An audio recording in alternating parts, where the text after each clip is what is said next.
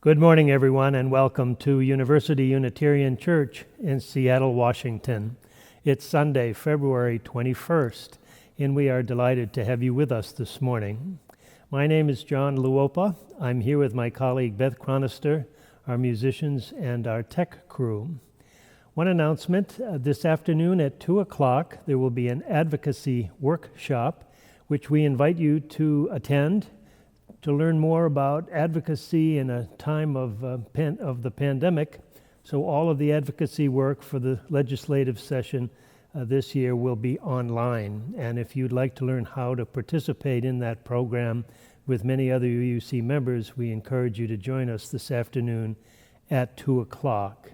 Information to link to the program is available both through the gateway and the website. Next Sunday, we will have a very special service produced by the Unitarian Universalist Association with the theme, Widening the Circle of Concern. This is a continent-wide effort to help all of our congregations become more intentionally anti-racist in our practices and in our purposes. So the whole service next week will be pre-recorded, and we invite you to join us for it. So when you come on the screen next week and you don't see us here in our building, it's because the service is being given to us by our headquarters. Thanks so much. Let us begin the service this morning with our ringing of the bell.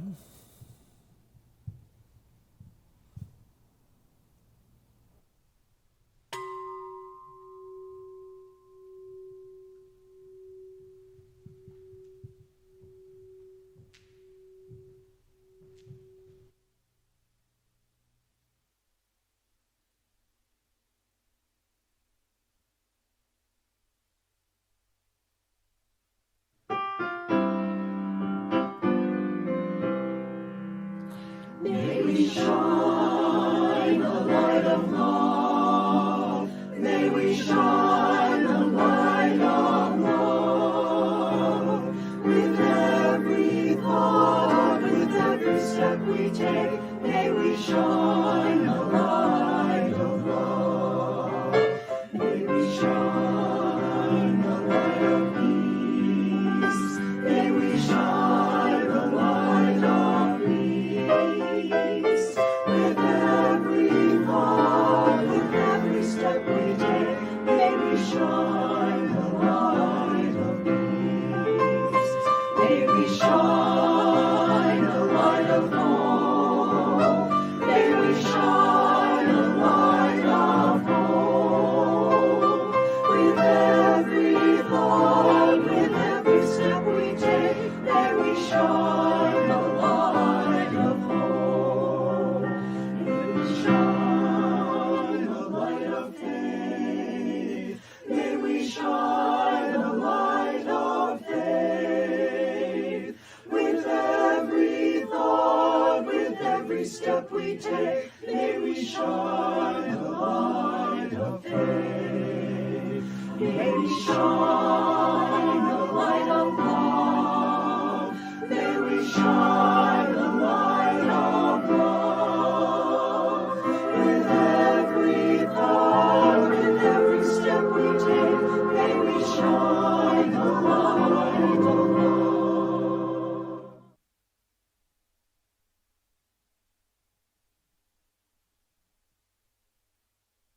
We call us to worship with these words from youth climate activist Greta Thunberg. Humanity is now standing at a crossroads. We must now decide which path we want to take. How do we want the future living conditions for all living species to be like? We need to change the way we treat the climate crisis. We need to change the way we speak about the climate crisis, and we need to call it what it is, an emergency. We need to change practically everything. We need a whole new way of thinking. There is hope, I've seen it, but it does not come from the governments or corporations. It comes from the people. The people who have been unaware are now starting to wake up. And once we become aware, we change. We can change, and people are ready for change. Welcome to University Unitarian Church. Welcome to worship. Please join us now in singing our doxology.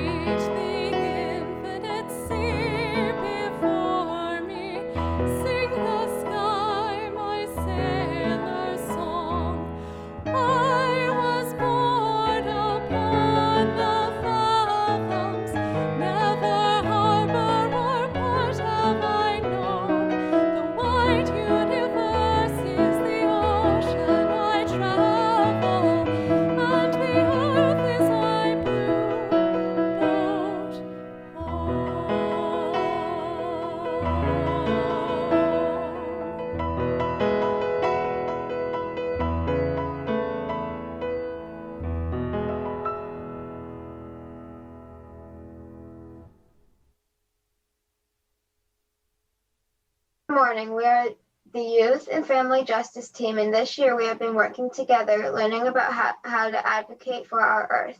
While our representatives are making policy decisions, we affect our lives and how we care for the Earth. We want them to know that we need them to vote for climate justice during this legislative session.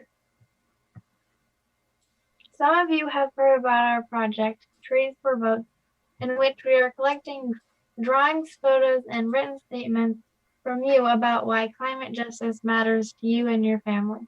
All these will be compiled and sent to our local state legislators.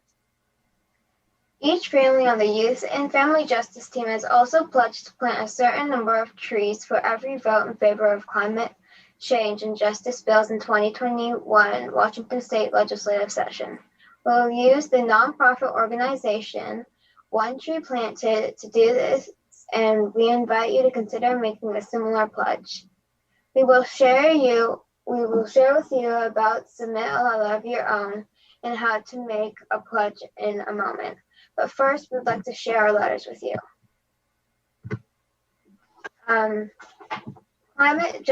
Climate change laws are important to me because people are polluting and cutting down forests. We need to make a change and make the Earth a better place. Dear Senator Brock, my school's climate club wrote you one time about solar panels.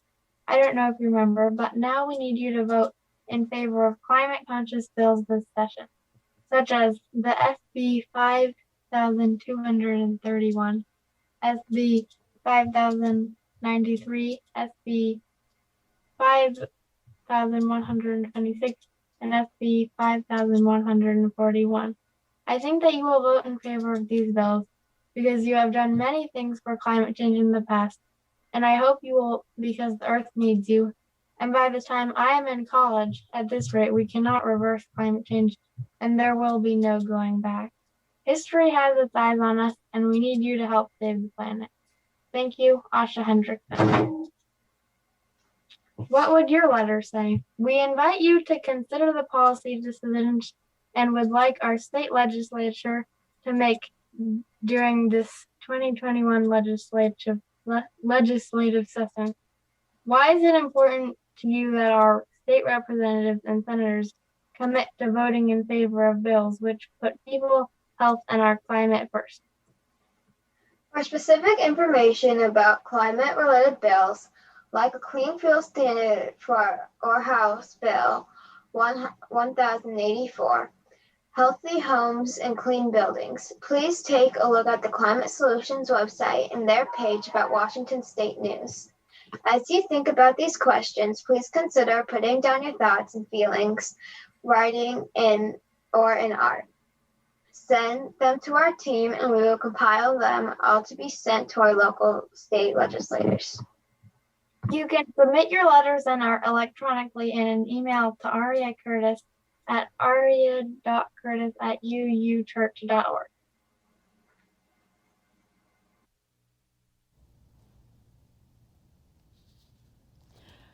Many thanks to the Youth and Family Justice Team and to Asha and to Elliot for sharing that time for all ages this morning and inviting us to join you in your advocacy efforts for the earth. And you have inspired me, and so I am adding this letter to the legislators to your collection and wishing us all the very best of partnering together and partnering with the earth. It is now time for our offering, and we will hear from Rachel and Marcel Levy to introduce our offering this morning. Thank you.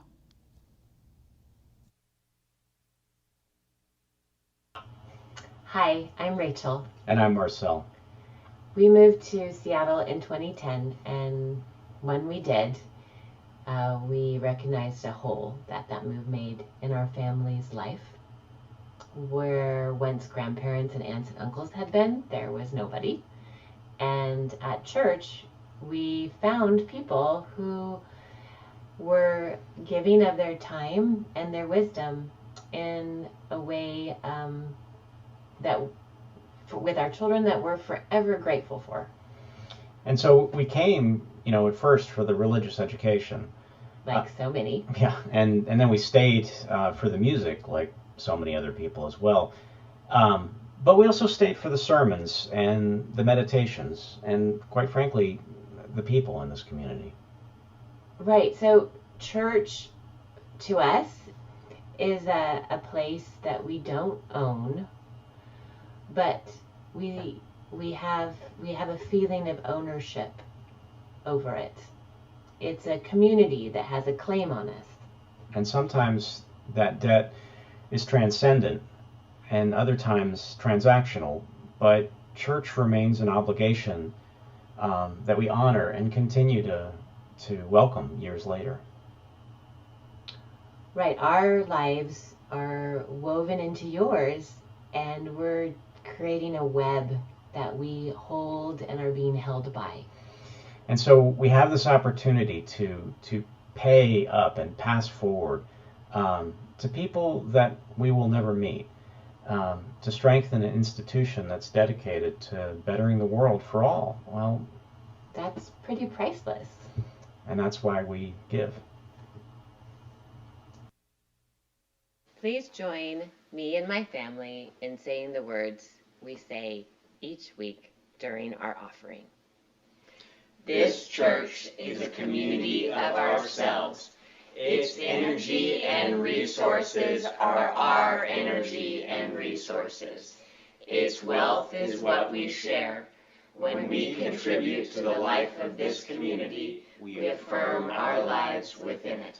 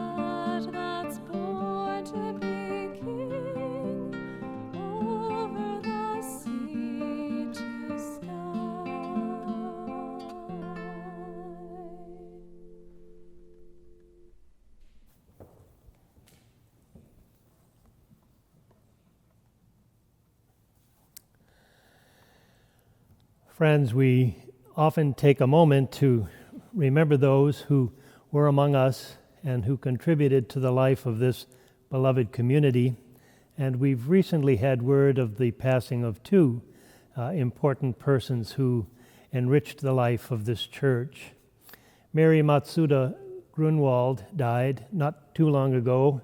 She was much more active here in the early 2000s, but as a child with her family, she was interned in the camps for the Japanese Americans because they were considered to be complicitous with the Japanese nation during the Second World War.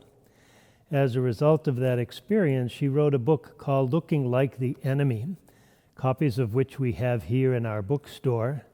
And Mary also took time to meet with church school classes to tell of her experience and the impact on her and her family and of all of us. She worked for many years at Group Health and was responsible for initiating and really creating some community programs there. So this is another way in which she enriched not only this church, but the larger Seattle community. And we remember her with love and respect. A memorial service will be held at a time convenient after the pandemic.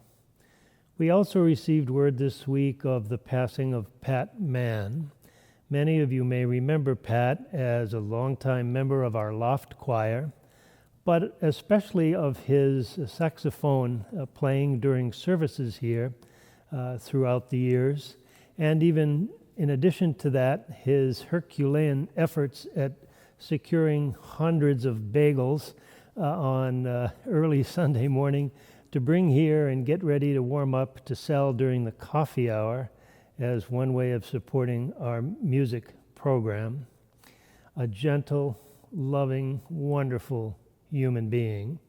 We will miss him, but his music continues to reside in our hearts and in our souls. May their memories be a blessing to us. I invite you now to join me in a spirit of prayer and meditation. Source of all seasons and senses, grant us a sense of timing and the willingness to submit gracefully and rejoice quietly in the turn of the seasons. In this season of short days and long nights, of gray and wet and cold, may we learn the lessons of waiting, of the damp joining the mystery of the hunkered down seeds growing in their sleep, watched over by grandparent trees, resting from autumn's staggering energy of the silent, whirling earth, circling to race back home to the sun. May we be granted a sense of waiting. In this season of short days and long nights, of gray and wet and cold, may we learn the lessons of endings, children growing, friends leaving, jobs concluding, stages finishing, growing over, grieving over, grudges over, blaming over, excuses over. May we be granted a sense of endings. In this season of short days and long nights, of gray and wet and cold, may we learn the lessons of beginnings, that such waitings and endings may become a starting place, a planting of seeds which bring to birth what is ready to be born, something right and just and different, a new song, a deeper relationship, a fuller love, the just act in the fullness of time. May we be granted a sense of beginnings. To these imperfect words, we add the silent intentions of our hearts and our minds.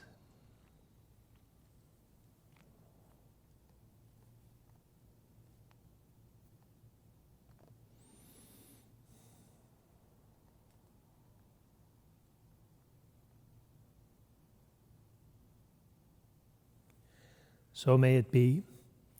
Amen.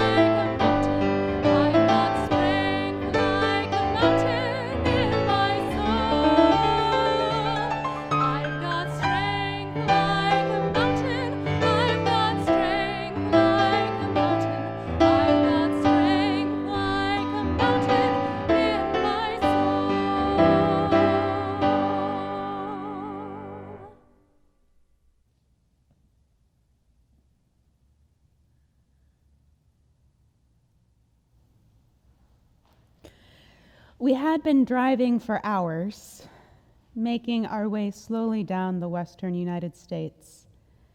It had been many years since I had been on a road trip with my parents, and we were all still feeling out the experience. There had been some squabbling along the way and some laughter too. But when we got to the big trees, we all fell silent. This was the reason why we were driving down the Pacific coast. 3 Midwesterners in an unfamiliar landscape seeking the majesty of the redwoods. As soon as we entered into Redwood National Park, my father pulled over the car.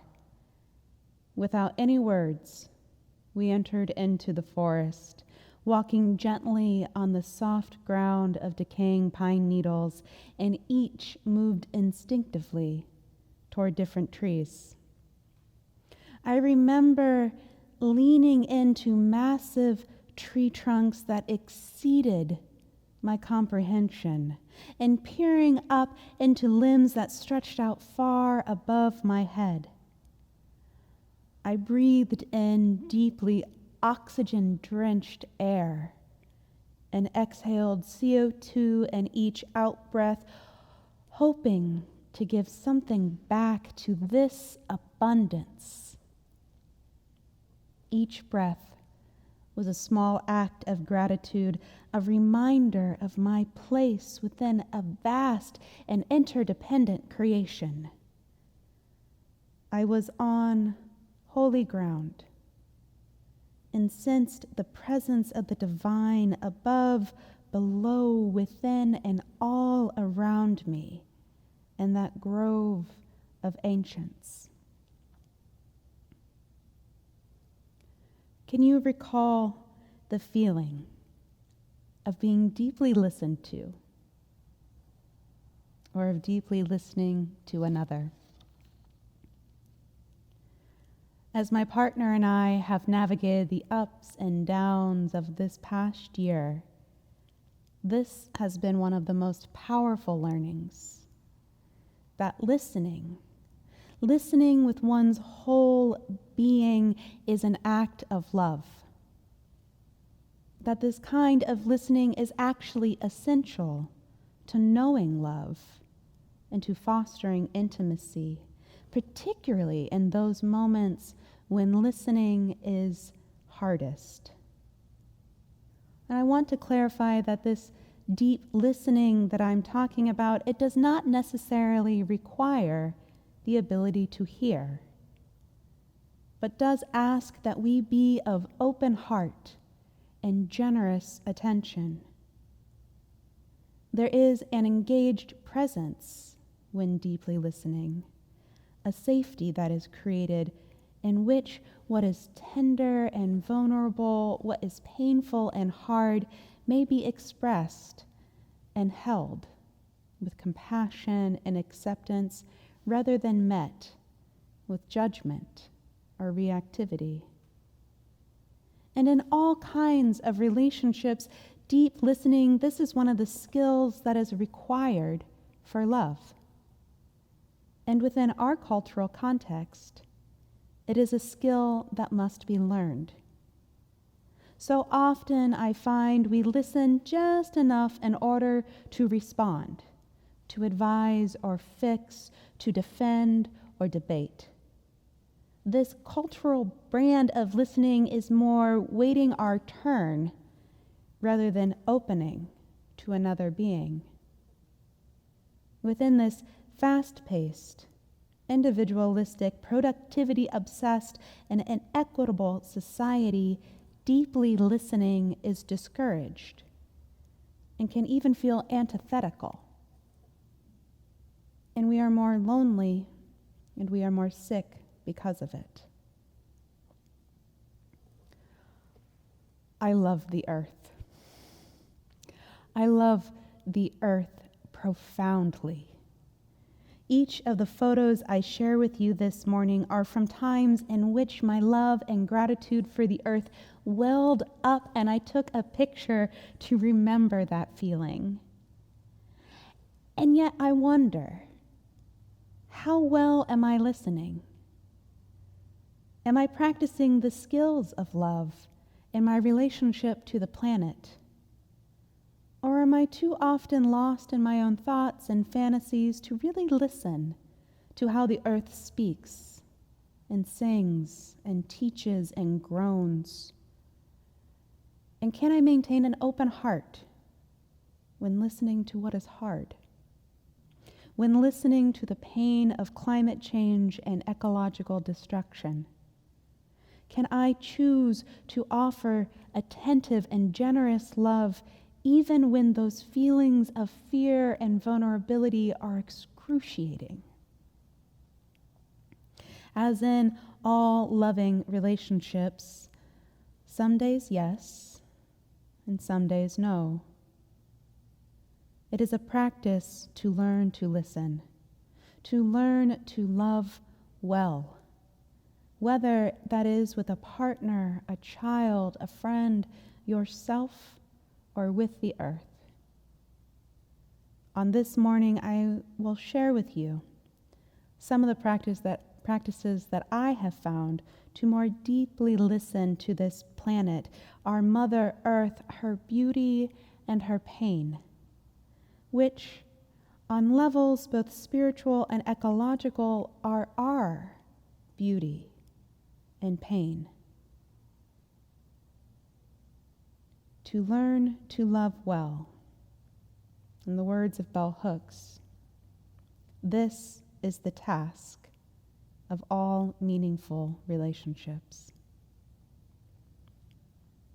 There is a teaching that I carry with me when I open my heart to the earth.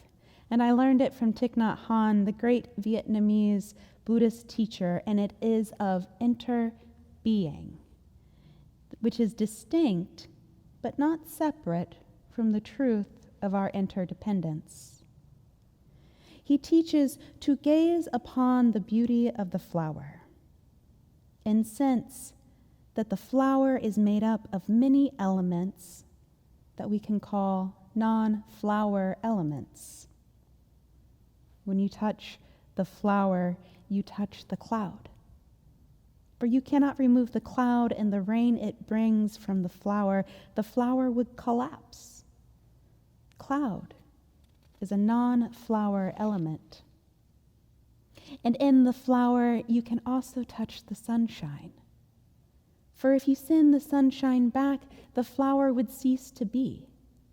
The sun and its rays are other non-flower elements within the bloom. As the earth and gardeners know, you could keep going, finding more and more non-flower elements within a single bloom. Thich Nhat Hanh shares, a flower cannot be herself alone. A flower has to interbe with everything else that is called non-flower. That is what we call interbeing. You cannot be by yourself alone. You have to interbe with everything else. Though fragrant and beautiful, the flower is empty of a separate self, and yet it is full of everything else. Within the flower, you can see, touch, and sense the whole cosmos. And it is the same with my cat here, and it is the same with you and with me.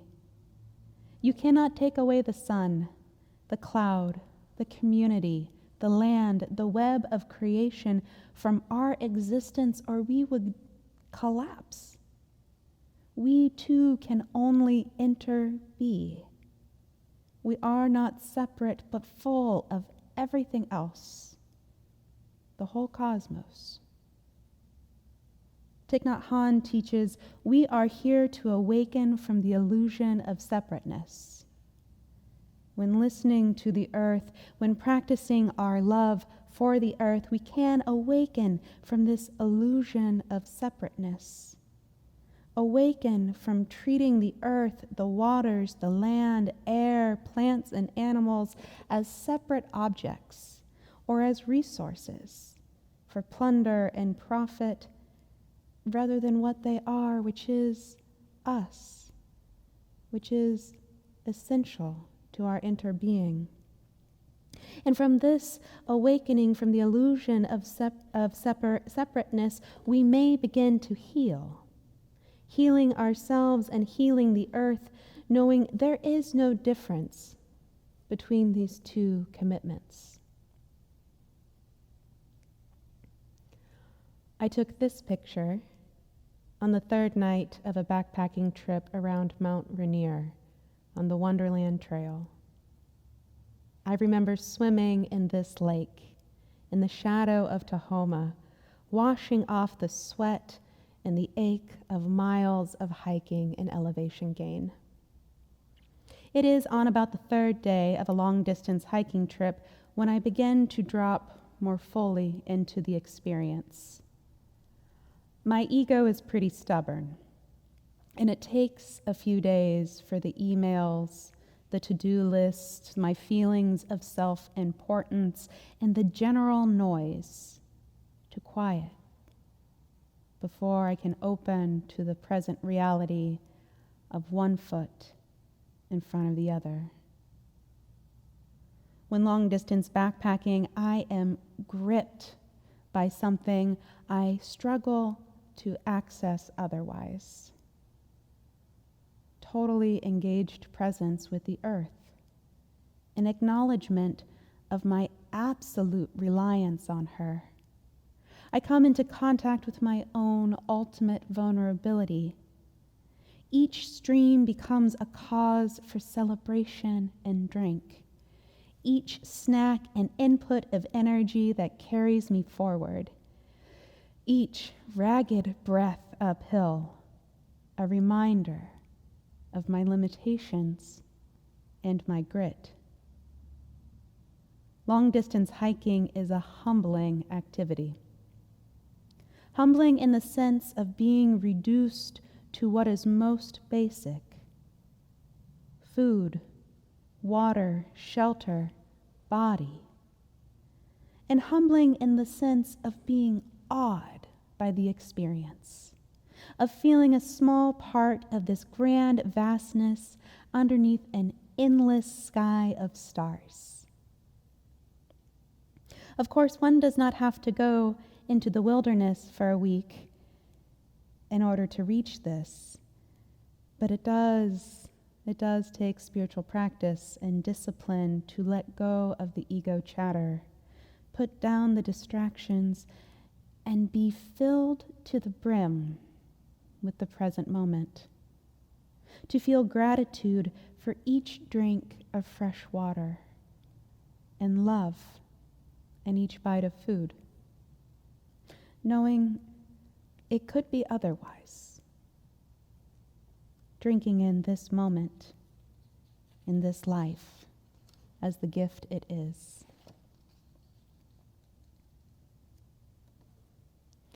Author and ethnobiologist Robin Wall Kimmerer writes and lives from her culture as a member of the Potawatomi Nation.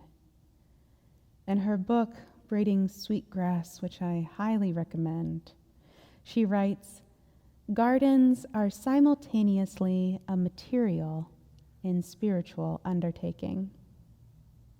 I couldn't agree more.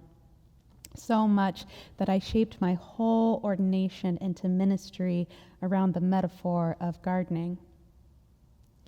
There is little that brings me more delight and wonder than placing baby tomato plants into the soil and talking to them, or watching pea plants unfurl and climb toward the sun.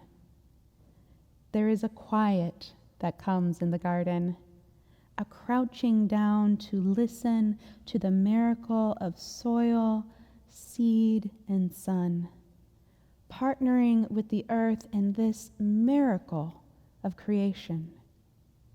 And then there is the harvest, a mix of pride and elation. I am of the opinion that we actually should find different names for a garden tomato and a store-bought tomato because their taste and textures are so distinct as to be different fruits, different experiences altogether.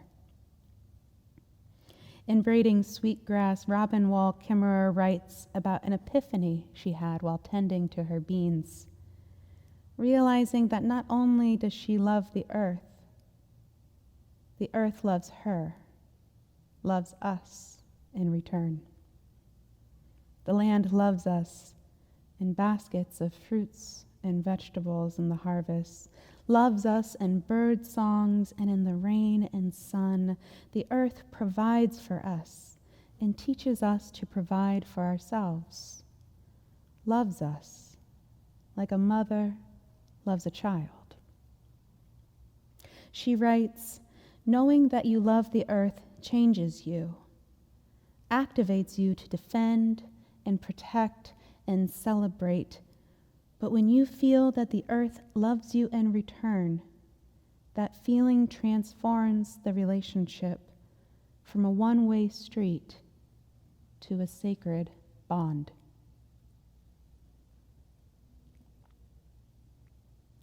Our earth, this planet without which we do not exist, is in serious peril.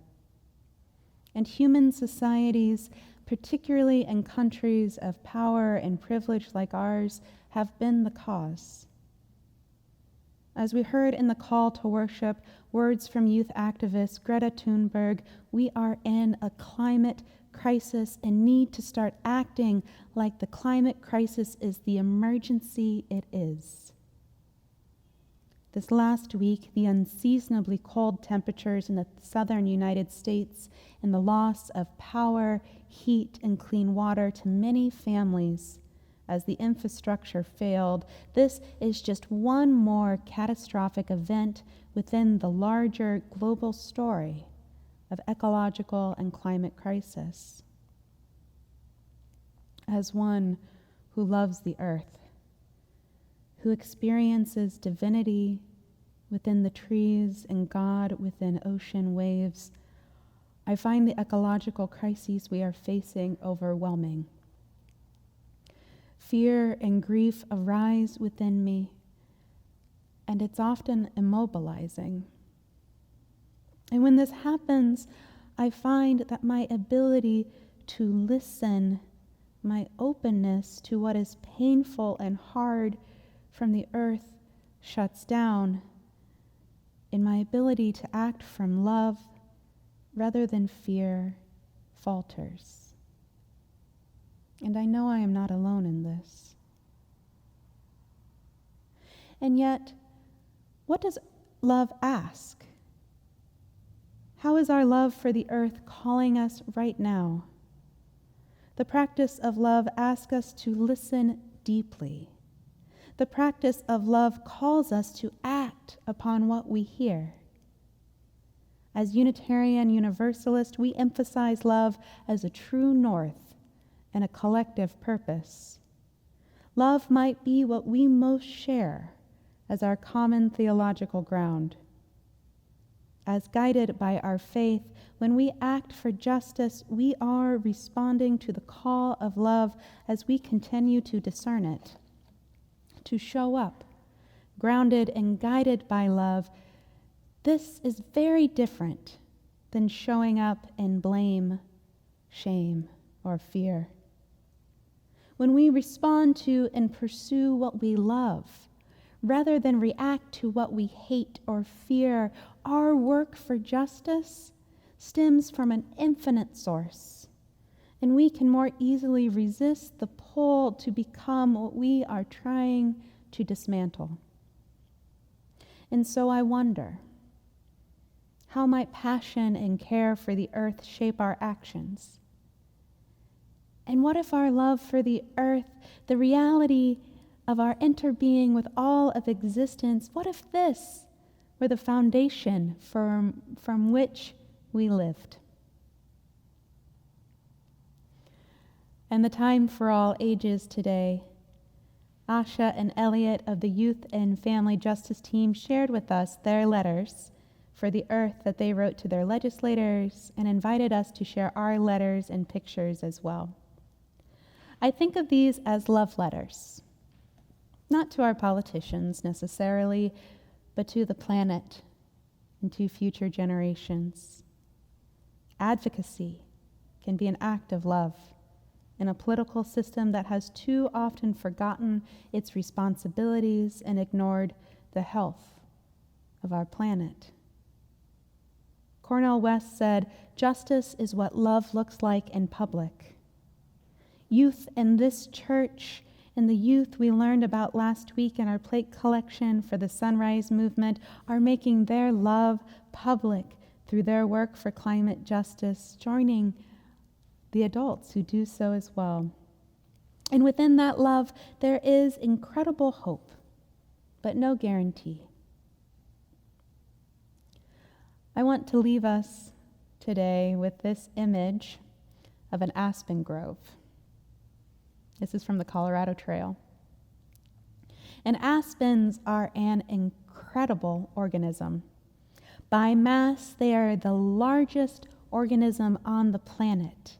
For an aspen forest is all interconnected. The aspen tree can take root by seed, but most often new aspens spring up from shoots off the original organism.